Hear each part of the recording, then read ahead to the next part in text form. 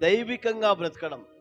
భయం పడి నిరాశపడుతున్నావేమో, విఫలమైపోయి సఫలత లేదని నిరాశపడుతున్నావేమో, ఒంటరిగా నన్ను అర్థం చేసుకునేవారు ఎవరు లేరని నిరాశపడుతున్నావేమో, పాప భారంతో నువ్వు నిరాశలో ఉన్నావేమో, దేవుని మీద నువ్వు అలిగి నువ్వు నిరాశపడుతున్నావేమో, అవన్నీ బయటికి పోవడానికి నా యేసయ్య ప్రతి కన్నీటి బాష్ప బిందువును తుడిచేసి నీ దుఃఖ దినాలు సమాప్తం చేసి నిన్ను ఆశీర్వదించి నిన్ను పరలోక రాజ్యానికి వారసునిగా చేస్తాడు. కాబట్టి నువ్వు ఆయన యందు నమ్మకం ఉంచాలి. ఆమేన్.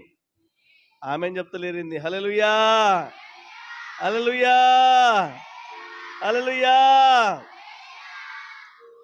నిరాశ గల కారణాలు చెప్పాను. అందరు చెప్పండి. భయము, చెప్పండి. భయము, విఫలత, ఒంటరితనము, పాపభారము, దేవుని మీద అలగడం, ఇవన్నీ నిరాశ గల